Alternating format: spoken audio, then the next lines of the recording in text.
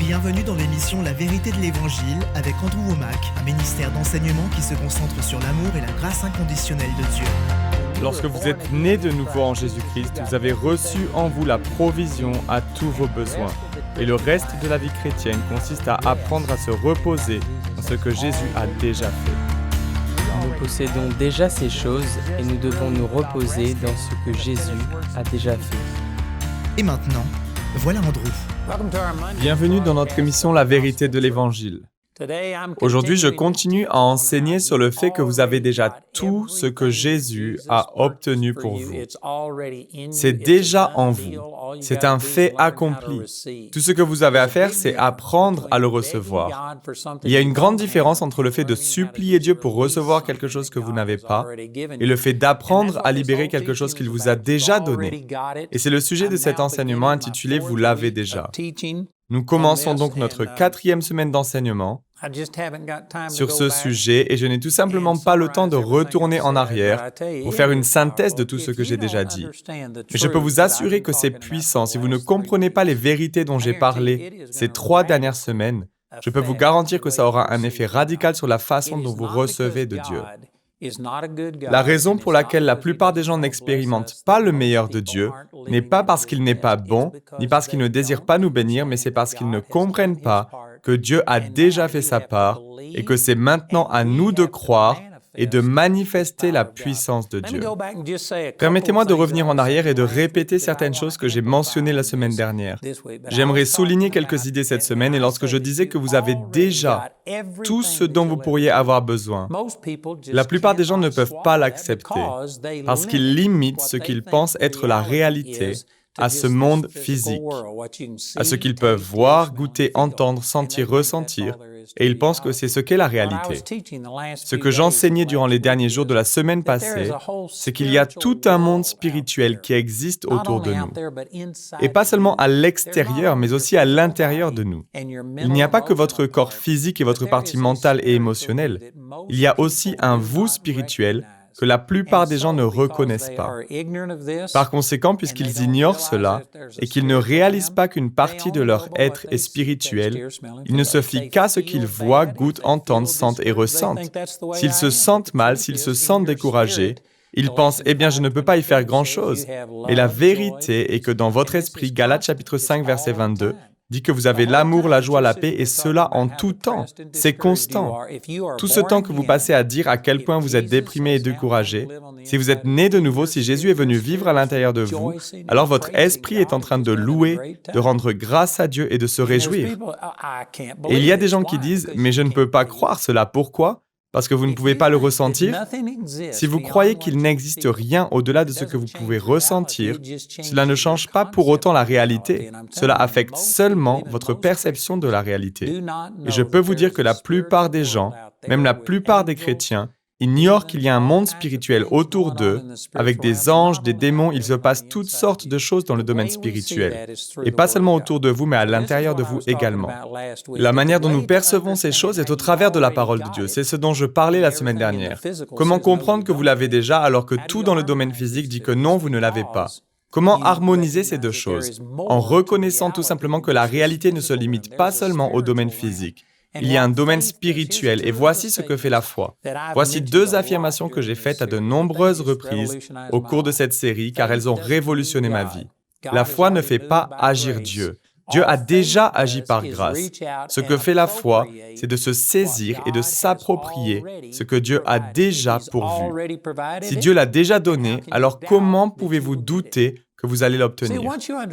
Il vous faut comprendre que c'est fait, que Dieu a fait sa part, que c'est un fait accompli. C'est tellement plus facile de recevoir quelque chose qui vous appartient déjà que d'essayer d'obtenir quelque chose que vous ne croyez pas posséder. Vraiment, ces affirmations sont puissantes.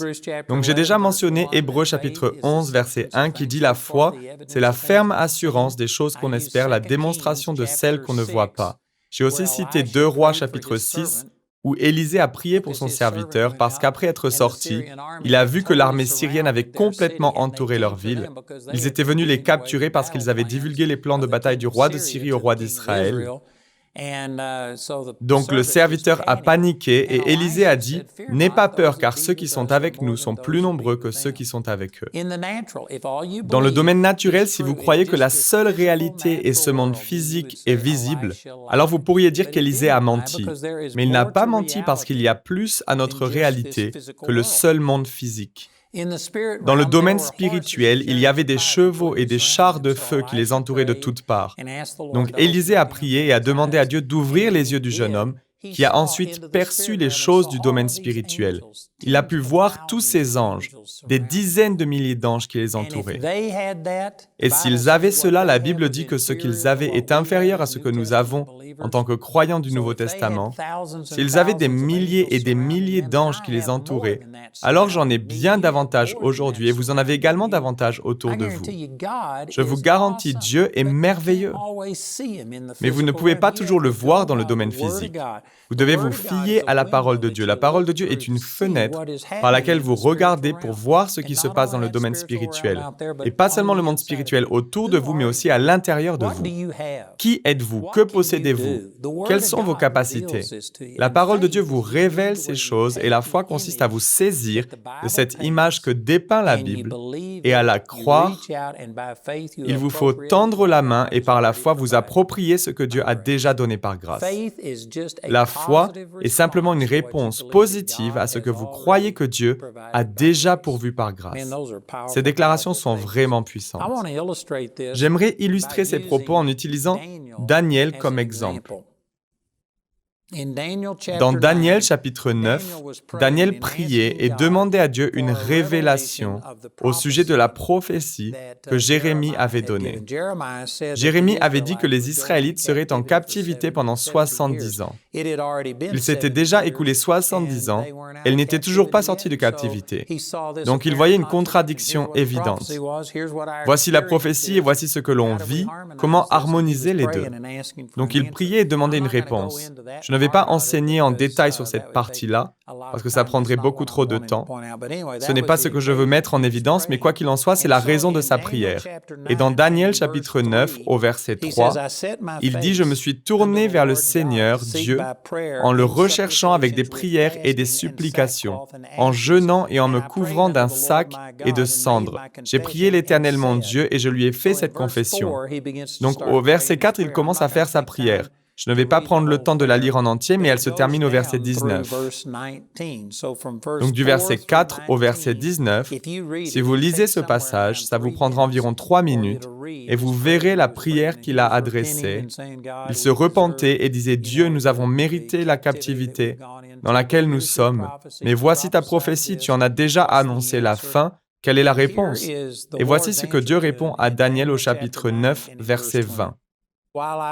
Il est écrit, « Je parlais encore, je priais, je reconnaissais mon péché et celui de mon peuple d'Israël. Et je présentais ma supplication à l'Éternel mon Dieu en faveur de la montagne sainte de mon Dieu. Je parlais encore dans ma prière quand l'homme Gabriel, celui que j'avais vu dans ma précédente vision, s'est approché de moi d'un vol rapide au moment de l'offrande du soir. Il m'a enseigné et a parlé avec moi. Il m'a dit, « Daniel, je suis venu maintenant pour ouvrir ta compréhension. » Donc nous voyons Daniel qui adresse une prière à Dieu. Ça lui a pris approximativement 3 minutes. Et alors qu'il était toujours en train de prier, Gabriel s'est révélé à lui. Il s'agit de l'ange Gabriel, le même que celui qui est apparu à Zacharie et à Marie dans Luc chapitre 1, annonçant la naissance de Jean-Baptiste et la naissance de Jésus.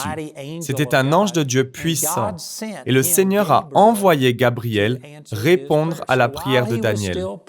Alors qu'il priait encore, approximativement 3 minutes après avoir commencé, il n'avait pas terminé, mais la réponse est venue et sa compréhension a été ouverte. C'est extraordinaire. Et vous savez, si toutes les réponses aux prières se manifestaient dans les 3 minutes, nous n'aurions sans doute plus aucun problème. Mais les soucis commencent lorsque ça prend 3 semaines ou 3 mois et que vous ne voyez toujours pas les résultats. C'est lorsque cela arrive que les gens ont des doutes et qu'ils font preuve d'incrédulité parce qu'ils regardent au domaine physique et pensent que si rien ne s'est produit dans le monde visible, alors cela veut tout simplement dire que Dieu n'a rien fait dans le monde spirituel. Mais ce n'est pas vrai. Ce sont 2 domaines différents, de réalités différentes, et il y a des choses qui sont vraies dans l'esprit, qui ne se sont pas encore manifestées dans le domaine physique. Quoi qu'il en soit, la prière de Daniel a été entendue et elle s'est manifestée dans le domaine physique approximativement 3 minutes plus tard. Regardez ce que lui a dit Gabriel. Au verset 23, il est écrit « Lorsque tu as commencé à prier, une parole est sortie et je viens pour te l'annoncer, car tu es considéré comme précieux. Sois attentif à la parole et comprends la vision. » Réfléchissez bien à cela. Lorsque Gabriel lui est apparu, il a dit que dès le début de sa supplication, une parole est sortie. Donc cela signifie que bien que Daniel ait prié environ 3 minutes et qu'il était toujours en prière lorsque Gabriel est arrivé, ce n'est pas à ce moment-là que Dieu a répondu à la prière. Dieu a répondu à Daniel au début de sa prière et c'est ce qui est précisé au verset 23. Lorsqu'il a commencé à prier, une parole est sortie. Donc Dieu a répondu à sa prière au moment où il l'a commencé. Et cela a pris environ 3 minutes pour qu'il y ait une manifestation dans le monde physique de ce que Dieu avait accompli dans le domaine spirituel. Les Écritures enseignent dans Jean chapitre 4 au verset 24 que Dieu est esprit et il faut que ceux qui l'adorent l'adorent en esprit et en vérité. Dieu habite dans le monde spirituel, il a des anges, etc. Dieu œuvre dans le domaine spirituel et le fait de voir ou non la manifestation dans le domaine physique de ce que Dieu a accompli dans le domaine spirituel ne repose pas sur ce que Dieu est en train de faire, mais il faut simplement que quelqu'un croie, réponde et agisse comme si le monde spirituel et les promesses de Dieu étaient réels, que cette personne se saisisse de cette autre réalité afin qu'elle se manifeste dans le monde physique. Beaucoup de gens, lorsqu'ils prient et ne voient pas de résultats instantanés, en concluent que Dieu a choisi de ne pas répondre à leurs prières. Ils pensent peut-être que Dieu est mécontent de moi. Nous trouvons 1001 raisons et excuses. La religion est très douée à ce jeu-là.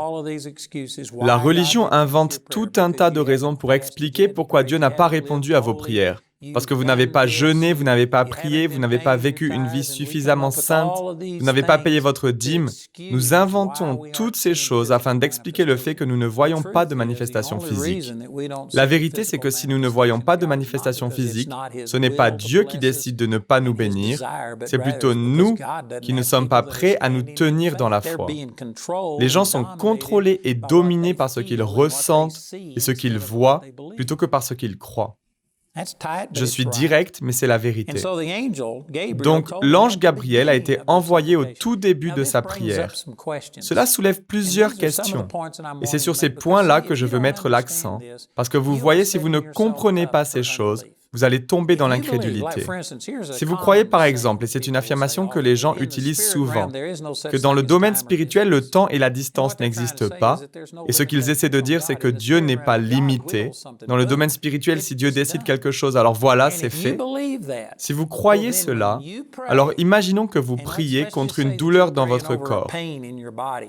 Et vous dites, « Père, enlève cette douleur. » Vous priez en réclamant cela. Et lorsque vous dites « Amen », si vous avez toujours des douleurs et si vous croyez que le temps, la distance et l'espace n'existent pas dans le domaine spirituel, que si Dieu décide quelque chose, alors ça va instantanément s'accomplir. Si votre douleur ne disparaît pas immédiatement, alors vous allez automatiquement penser que Dieu n'a rien fait.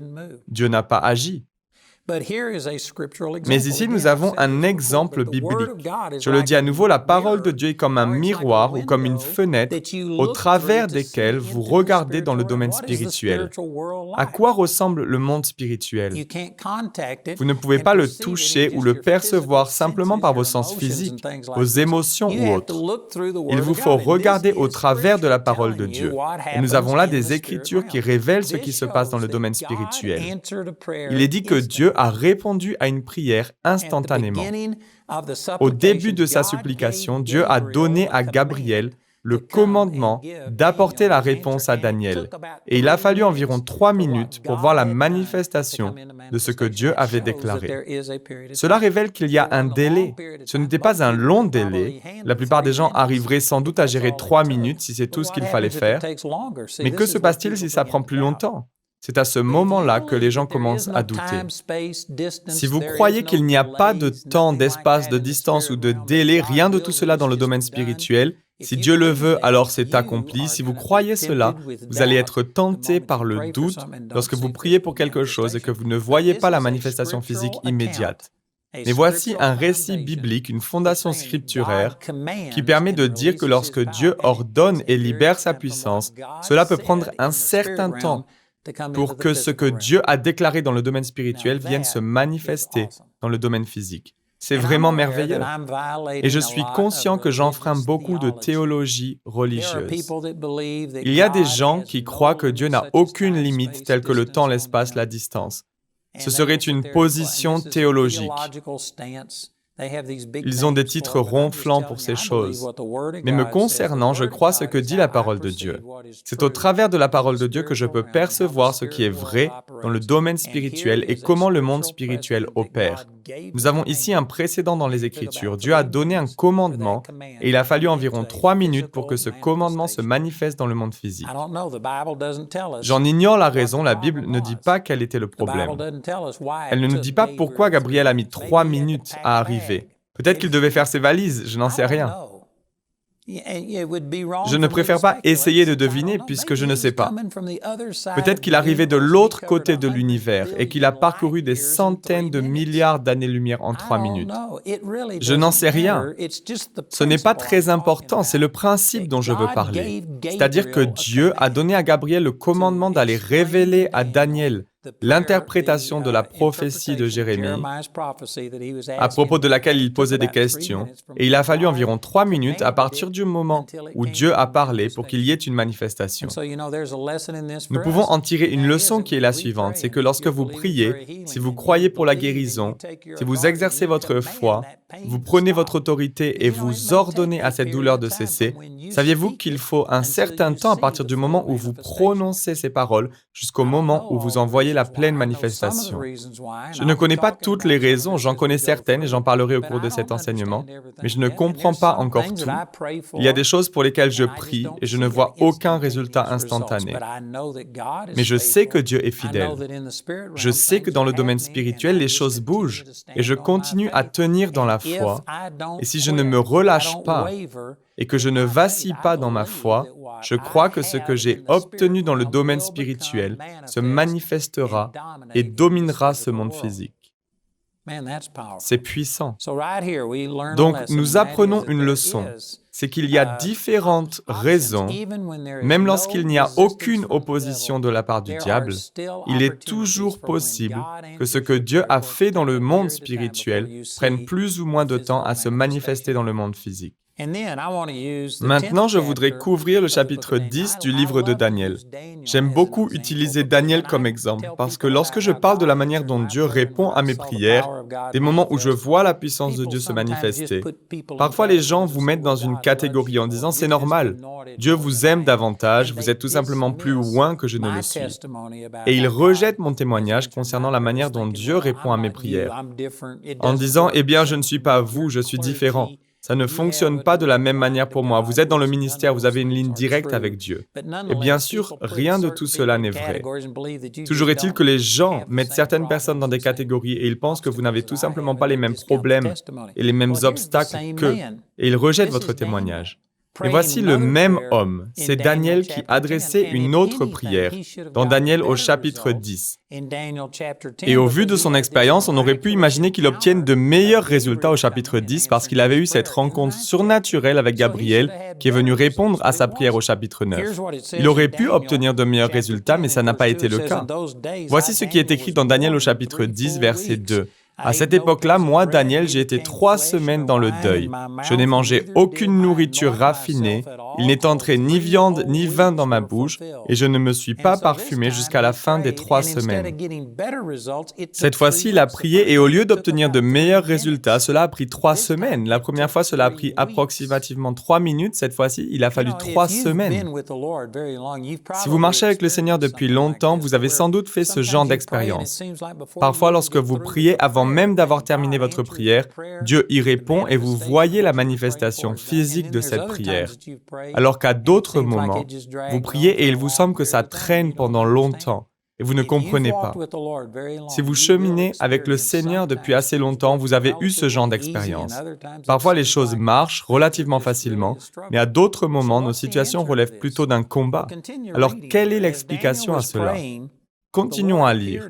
Alors que Daniel priait, le Seigneur lui est apparu. Je ne vais pas tout lire, mais un messager lui a été envoyé, et il est tombé la face contre terre lorsqu'il a vu cet envoyé de Dieu. Il a été bouleversé par la puissance et la présence de Dieu. Et l'ange a étendu sa main, lui a redonné des forces. Il a remis sur ses genoux et sur les paumes de ses mains, et il a retrouvé suffisamment de force pour parler avec l'ange. Il est dit ici dans Daniel au chapitre 10, verset 10, « Mais une main m'a touché et m'a mis tout tremblant sur mes genoux et les paumes de mes mains. Puis l'homme m'a dit, Daniel, homme considéré comme précieux, sois attentif aux paroles que je vais te dire, et tiens-toi debout là où tu es. En effet, j'ai été maintenant envoyé vers toi. » Lorsqu'il m'a dit cela, je me suis tenu debout tout tremblant. Il m'a dit, Daniel, n'aie pas peur, car dès le premier jour où tu as eu à cœur de comprendre et de t'humilier devant ton Dieu, tes paroles ont été entendues, et c'est à cause d'elles que je suis venu. Donc nous avons ces deux prières. Au chapitre 9, Daniel adresse une prière, et alors qu'il était encore en train de prier, approximativement 3 minutes après avoir commencé, Gabriel, l'ange de Dieu, s'est révélé et lui a donné la réponse à sa prière. Ensuite, au chapitre 10, il prie, il est dans le deuil, il jeûne pendant 3 semaines, non 3 minutes, mais 3 semaines. Et cette fois-ci, lorsque le messager de Dieu apparaît, il lui dit « N'aie pas peur, Daniel, car dès le premier jour où tu as eu à cœur de chercher le Seigneur, Dieu a donné le commandement et je suis venu te donner des explications. » Donc, on voit 2 résultats différents, 3 minutes contre 3 semaines. Pourtant, Dieu était exactement le même dans les 2 situations. Et à nouveau, cela amplifie simplement le point que j'ai essayé de mettre en évidence plus tôt dans cette émission. C'est qu'il y a certaines personnes qui pensent qu'il n'y a pas de temps, d'espace ou de distance avec le Seigneur. Aucun empêchement, rien. Si Dieu le veut, alors boum, ça s'accomplit. Voici un exemple où Dieu a parlé, il a donné le commandement, mais il a fallu 3 semaines, 21 jours, afin que ce que Dieu avait dit se manifeste dans le domaine physique. C'est énorme. Et la plupart des gens diraient, Dieu, pourquoi as-tu répondu à une prière en 3 minutes et à l'autre prière en 3 semaines? Si vous analysez cela, il n'a pas répondu à une prière en 3 minutes et l'autre en 3 semaines. Il a répondu aux 2 prières instantanément, mais il a fallu 3 minutes pour que la réponse à l'une des prières se manifeste et 3 semaines pour l'autre. Et ce n'est pas à cause de Dieu. Vous voyez, à nouveau, il est très important que vous compreniez ceci. Dieu n'est pas celui qui détermine combien de temps il va falloir pour que la réponse à votre prière se manifeste dans le domaine physique. Si vous priez pour les finances, Dieu n'est pas celui qui détermine combien de temps il va falloir pour que ces finances arrivent. Si vous priez pour la guérison de votre corps, Dieu n'est pas celui qui détermine combien de temps il faudra pour que votre corps guérisse. Dieu répond à votre prière instantanément, mais il y a beaucoup d'autres choses qui entrent en ligne de compte, qui peuvent retarder la manifestation de ce que Dieu veut accomplir. Et je sais que ça peut sembler presque hérétique pour certaines personnes qui se disent « Tu es en train de dire que Dieu ne contrôle pas tout, que Dieu ne fait pas tout ?» Je vous dis simplement ce qu'enseigne la Bible.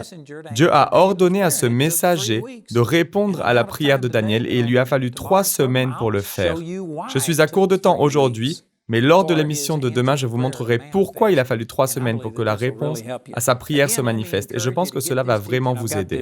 Je vous encourage à vous procurer cet enseignement. J'ai le livre, les guides d'études en anglais et en espagnol. Nous avons aussi des CD et des DVD.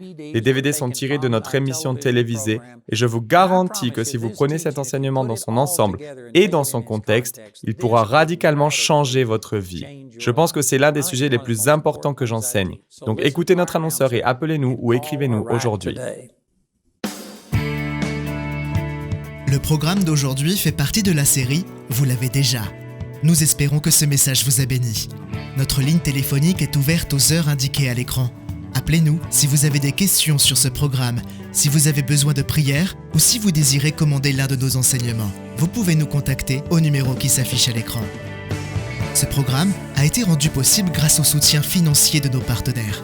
Si vous souhaitez devenir partenaire, vous pouvez le faire en appelant ces numéros. La prochaine fois, dans la vérité de l'Évangile, Donc, il est vraiment important que vous compreniez cela. Beaucoup de gens se demandent pourquoi Dieu a-t-il répondu à la prière de Daniel en 3 minutes au chapitre 9 et en 3 semaines au chapitre 10. Ou on pourrait le reformuler ainsi. Pourquoi est-ce que Dieu a répondu à ma prière aussi rapidement cette fois-là, alors que cette fois-ci, il semble que ça traîne et je n'ai pas encore vu de manifestation? Pourquoi est-ce que Dieu fait cela? Mais c'est la question qui ne va pas. Parce qu'en fait, vous pensez que si vous ne voyez pas de manifestation physique, c'est parce que Dieu n'a rien fait. Vous partez du principe que dès l'instant où Dieu parle, alors boum, ça se produit, et qu'il n'y a aucune résistance. Ce n'est pas ce que les Écritures nous révèlent ici. C'est une question qui n'est pas valable. Dieu n'est pas l'élément variable. Ce messager a dit que dès le premier jour où Daniel a eu à cœur de chercher la face du Seigneur, Dieu lui a donné un commandement et il est venu lui donner la réponse. Dieu est le même dans les deux exemples. La différence de temps entre 3 minutes et 3 semaines ne vient pas de Dieu. Ce n'est pas Dieu qui change. Ces vérités sont tellement importantes. Si vous ne les comprenez pas lorsque vous priez, disons par exemple pour qu'une personne soit guérie, si elle meurt, vous allez penser, eh bien, Dieu n'a pas répondu à ma prière. Pourquoi dites-vous cela? C'est évident parce que la personne est décédée. Serait-il possible que Dieu ait répondu à votre prière, que Dieu ait libéré sa puissance et que pour une raison ou une autre, et je vais vous en donner une, il peut y en avoir plusieurs, mais si par exemple Dieu a donné l'ordre, mais peut-être que ça ne s'est pas accompli parce que Satan l'a empêché, parce que la personne a vacillé dans sa foi, ou encore à cause d'autre chose. Ce que je mets en évidence, c'est que Dieu a parlé. La première fois, cela n'a pris que 3 minutes pour en voir la manifestation physique, et la deuxième fois, il a fallu 3 semaines, mais Dieu a parlé instantanément dans ces 2 cas. Rejoignez-nous pour plus d'émissions La Vérité de l'Évangile.